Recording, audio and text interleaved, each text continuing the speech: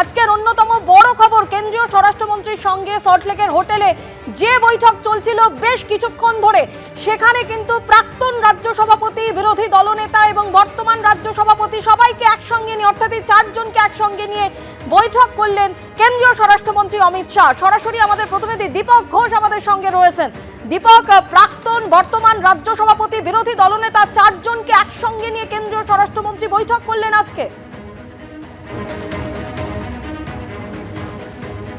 বৈঠক করলেন তার আগে একটা তথ্য দিয়ে রাখি, সেটা হচ্ছে আজকে কেন্দ্রীয় স্বরাষ্ট্রমন্ত্রী গত 2024-এর লোকসভা নির্বাচনে যতজন বিজেপি প্রার্থী প্রতিদ্বন্দ্বিতা করেছিলেন তাদের প্রত্যেককে বৈঠকে ডেকেছিলেন। অর্থাৎ যারা জিতেছেন 12 জন সাংসদ, তাদেরকে যেমন আমন্ত্রণ করা হয়েছিল আজকের বৈঠকে, তেমনি যারা হেরে গিয়েছিলেন তাদেরও আজকে ডেকে পাঠানো হয়েছে। তার কারণটা কি? তার কারণ হচ্ছে তারা লড়াই করার সময় তাদের কি অভিজ্ঞতা হয়েছিল, সেই সময়ে পার্টির কি কি সমস্যার মুখোমুখি হতে হয়েছিল, যারা জিতলেন তাদের কি বক্তব্য, তারা কেন জিতলেন, অ্যাডভান্টেজগুলো কি ছিল, যারা হারলেন কেন হারলেন, ডিসঅ্যাডভান্টেজগুলো কি ছিল, কি প্রতিবন্ধকতার মুখে তারা পড়েছেন, কি প্রতিকূল পরিস্থিতিতে তারা লড়াই করেছেন, যারা জিতেছেন তাদেরকে কি অনুকূল পরিবেশ ছিল, কোনটা প্রতিকূল পরিবেশ ছিল, গোটা বিষয়টা সম্পর্কে একটা ধারণা তিনি পেতে চেয়েছেন। এবং সেই সঙ্গে যেটা চেয়েছেন সেটা হচ্ছে এই যে মাত্র 2 বছর এখনো হয়নি, যে 1.5 বছর আগে তারা যে লড়াইটা করেছেন, তারা নিজেদের লোকসভা কেন্দ্রের অন্তর্গত 7টি বিধানসভা সম্পর্কে বা সম্যক ধারণা রাখেন। এবং সম্যক ধারণা বললে ভুল হবে, তারা এই বিধানসভাগুলোকে চেনেন, জানেন, বোঝেন। সুতরাং আগামী বিধানসভা নির্বাচনের জন্যে তাদের এই অভিজ্ঞতাগুলো তারা দল কাজে লাগাতে চাইছে। সুতরাং তাদেরকে নির্দেশ দেওয়া হয়েছে যে সেই লোকসভা কেন্দ্রগুলো যারা যাতে লড়াই করেছেন বছর দেড়েক আগে, তারা সেই লোকসভা কেন্দ্রের বিধানসভাগুলো সম্পর্কে তাদের অভিজ্ঞতা বিনিময় করুন, কাজে লাগান, দলীয় কর্মীদের সঙ্গে বসুন এবং সেই জায়গায় যে প্রতিকূল পরিস্থিতি ছিল, যে প্রতিবন্ধকতা ছিল, সেগুলো কাটিয়ে ওঠার ক্ষেত্রে দলকে সহযোগিতা করুন, যে অনুকূল পরিবেশ ছিল সেগুলোকে কাজে লাগান।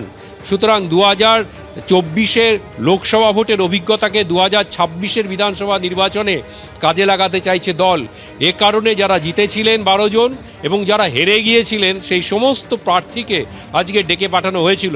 তাদের কাছ থেকে সম্যক ধারণা তিনি পেতে চেয়েছেন এবং তাদেরকে তিনি নির্দেশ দিয়েছেন যে রাজ্য স্তর, মণ্ডল স্তর, জেলা স্তর এবং আঞ্চলিক যে জোনগুলো রয়েছে, সেই জোনগুলোতে যারা নেতৃত্বে রয়েছেন তাদের সঙ্গে বসুন, কথা বলুন এবং দলকে সহায়তা করুন আগামী দিনে পদক্ষেপ নেবার ক্ষেত্রে। এবং যারা নির্বাচনে প্রতিদ্বন্দ্বিতা করেছিলেন 2024-এ, তাদের মধ্যে একটা বড় অংশ 2026-এর বিধানসভায় আবার নির্বাচনী প্রতিদ্বন্দ্বিতা করতে চলেছেন আগামী দিনে, তাদের একটা বড় অংশই টিকিট পেতে চলেছেন।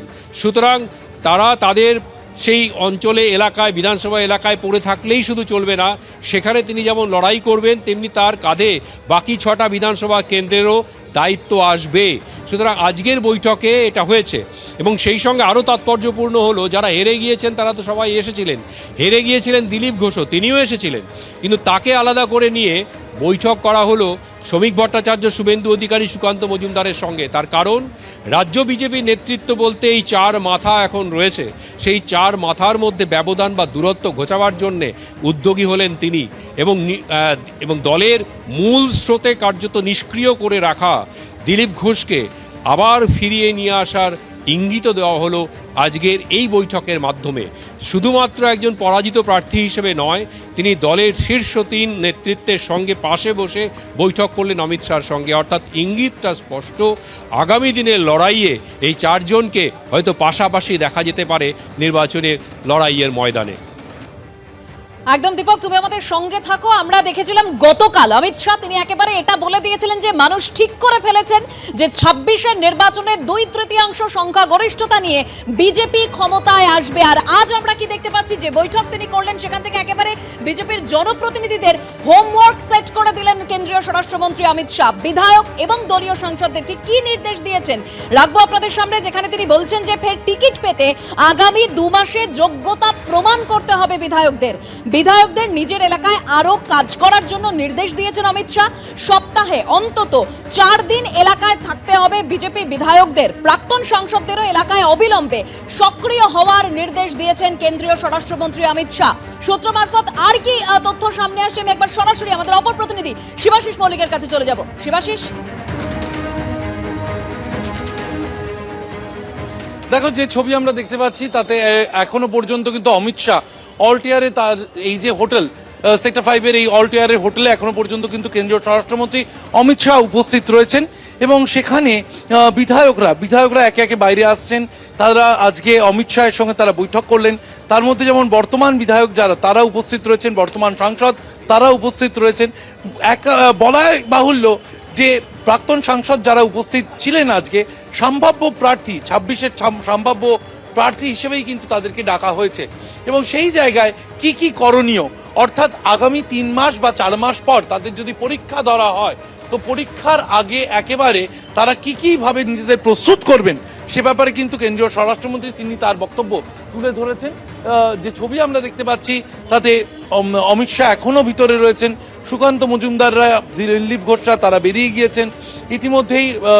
পরের কর্মসূচির জন্য সুকান্ত মজুমদাররা সায়েন্স সিটির দিকে রওনা হয়েছেন এবং এর আগে এখনো পর্যন্ত যে ছবি দেখা যাচ্ছে তাতে কিন্তু বিধায়কদের মধ্যে কিন্তু তাদের মধ্যে দেখা যাচ্ছে তারা কার্যত তারা এই যে বিধানসভা ভোট সেই বিধানসভা ভোটের আগে কিন্তু অমিত শাহের এই আজকের যে সেই ক্লাস বা সেই সভার পর কিন্তু তারা অনেকটা দেখা যাচ্ছে তারা কিছুটা নিজেদেরকে অতিরিক্ত এগিয়ে আছেন বলেই তারা মনে করছেন।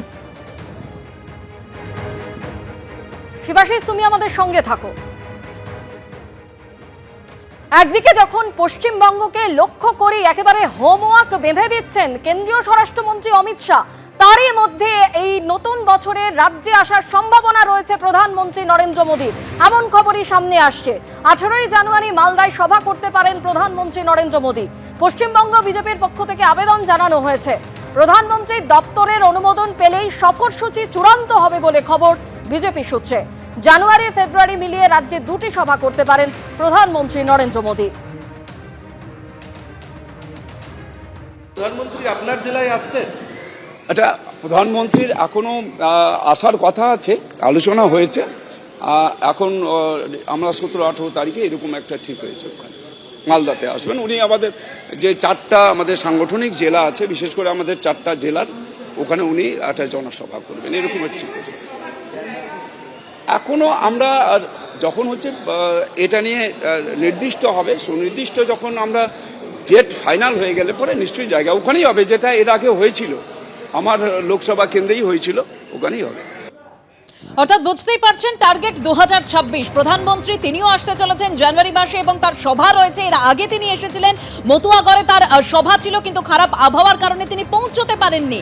অডিও বার্তা দিয়েছিলেন তিনি। আর আজকে স্বরাষ্ট্রমন্ত্রী তিনি একেবারে বিজেপির জনপ্রতিনিধিদের নির্দেশ দিচ্ছেন যে আরো সক্রিয় হতে হবে, আরো কাজ করতে হবে। আর আজকে অত্যন্ত তাৎপর্যপূর্ণ যেটা এই বৈঠকে দিলীপ ঘোষ রয়েছেন। দিলীপ ঘোষের সঙ্গে শুভেন্দু অধিকারী, শ্রমিক ভট্টাচার্য, সুকান্ত মজুমদারের সঙ্গে আলাদা বৈঠক করেছেন কেন্দ্রীয় স্বরাষ্ট্রমন্ত্রী। অত্যন্ত তাৎপর্যপূর্ণ। সেই তাৎপর্যপূর্ণ কোথায় এবং কতটা তাৎপর্যপূর্ণ আমি আবারও চলে যাব আমাদের প্রতিনিধি দীপক ঘোষের সঙ্গে। আচ্ছা, এই মুহূর্তে আপনাদেরকে সেই ছবি রাখবো আপনাদের সামনে। ওই হোটেল থেকে যেখানে তিনি বৈঠক করছিলেন সেখান থেকে কেন্দ্রীয় স্বরাষ্ট্রমন্ত্রী অমিত শাহ এই মুহূর্তে বেরোচ্ছেন সরাসরি। শিবাশিস,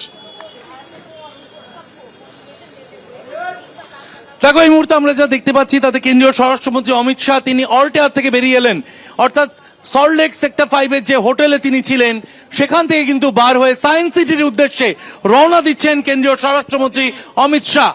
এতক্ষণ সাংসদ বিধায়কদের সাথে বৈঠক করছিলেন তিনি।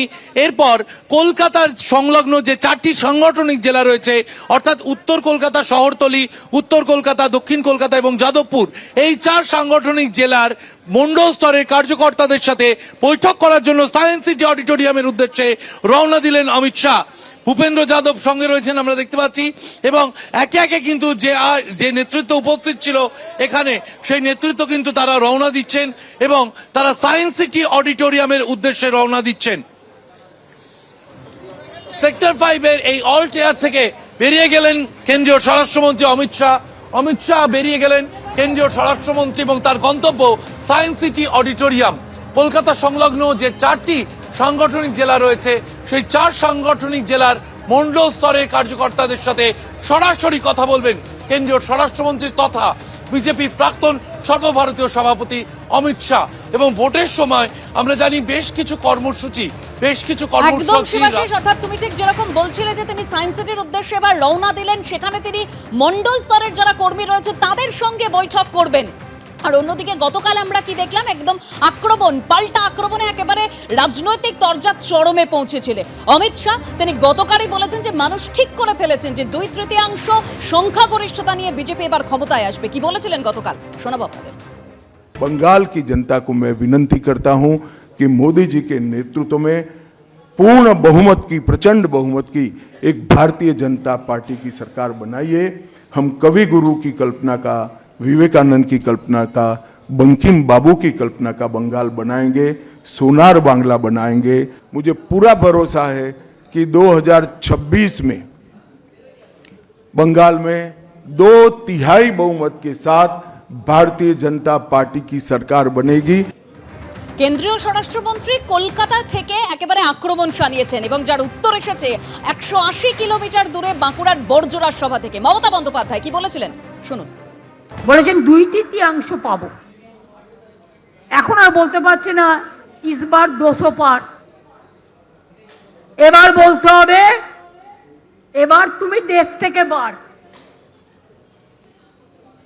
বাংলা জিতে তোমাকে দেশ থেকে কি করে তাড়াতে হয়, গণতন্ত্রের মাধ্যমে বাংলায় পথ দেখাবে। আমরা ভাঙি তবু মচকাই না, আমরা মাথা উঁচু করে চলি। দিল্লি সামলাতে পারে না, বাংলা সামলাবে। কেন্দ্রীয় স্বরাষ্ট্রমন্ত্রী অমিত শাহ তিনি 2/3 সংখ্যাগরিষ্ঠতার কথা বলছেন এবং সেই জায়গা থেকে আজকের এই বৈঠকে তিনি হোমওয়ার্কও একেবারে তৈরি করে দিলেন বিজেপির বিধায়কদের জন্য।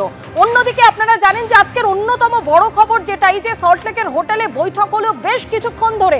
4 জনকে একসাথে আমরা সেখানে দেখলাম, প্রাক্তন বিজেপির রাজ্য সভাপতি, বর্তমান রাজ্য সভাপতি এবং বিরোধী দলনেতা শুভেন্দু ঘোষ, শুভেন্দু অধিকারী, এই 4 জনের সঙ্গে বৈঠক করলেন কেন্দ্রীয় স্বরাষ্ট্রমন্ত্রী অমিত শাহ। সরাসরি আমাদের প্রতিনিধি দীপক ঘোষ আমাদের সঙ্গে রয়েছেন।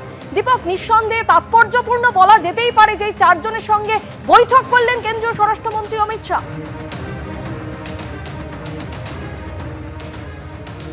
অবশ্যই যেটা অত্যন্ত তাৎপর্যপূর্ণ সেটা হচ্ছে আর হাতে তো সময় নেই, বড়জোর 3 মাস হাতে সময় পাবেন তারা নির্বাচনী প্রস্তুতি, প্রচার সব কিছুর জন্যেই। এপ্রিল থেকে ভোট শুরু হয়ে যাবে এবং গতকাল সাংবাদিক সম্মেলনে কেন্দ্রীয় স্বরাষ্ট্রমন্ত্রী একটা কথা বলেছেন, সেটা হচ্ছে যে আগামী 15ই এপ্রিলের পরেই রাজ্যে নতুন সরকার গঠিত হয়ে যাবে। তো যদি 15ই এপ্রিলের মধ্যে নতুন সরকার গঠিত হয়ে যায় তাহলে এপ্রিলের মধ্যে ভোট শুরু হবে এবং আগামী 14 তারিখ বা 15 তারিখের মধ্যে চূড়ান্ত ভোটার তালিকা ঘোষণা করে দেওয়া হবে। ফেব্রুয়ারি মাসের শেষ সপ্তাহে নির্বাচনের দিনক্ষণ ঘোষণা করা হবে। তারপর নিয়ম মেনে 1 মাস রাজনৈতিক দলগুলোকে প্রচার করার সময় দেওয়া হবে। তাহলে ভোটটা শুরু হবে এপ্রিলে। যদি 15 দিনের মধ্যে ভোট হয় তাহলে এবার হয়তো 8 দফা বা 7 দফায় রাজ্যে নির্বাচন হবে না।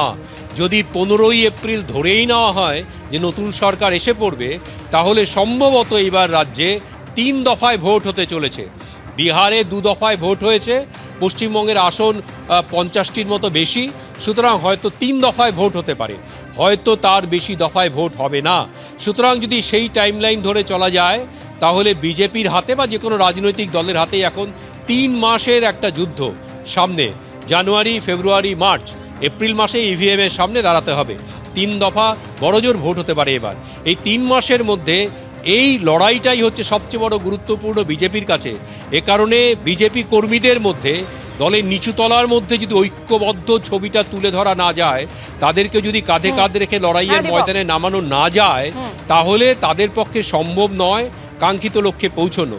এই দূরত্ব বিভেদ ঘোচানোর জন্যেই, কারণ তুমি জানো দিলীপ ঘোষের অনুগামী প্রচুর রয়েছে এ রাজ্যে, তাদেরকে ময়দানে সক্রিয় করা, এই উদ্দেশ্য নিয়েই দিলীপ ঘোষকে ডেকে পাঠানো এবং মূল স্রোতে ডেকে তাকে সামিল করার ইঙ্গিত দেওয়া হলো আজ। এবিপি আনন্দ, এগিয়ে থাকে, এগিয়ে রাখে।